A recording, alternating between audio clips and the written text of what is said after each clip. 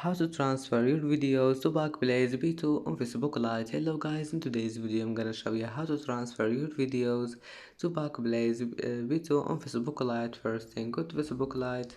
Here you will find these three lines in the top corner. Click on it and go down, click settings, and here you will find this one, transfer a copy of your information. Click on it and go down, click next, and then click Backblaze V2 and go to photos and click none if you want to transfer only your videos, and then click next. Now next again, and now just enter your Backblaze V2 account and then click connect.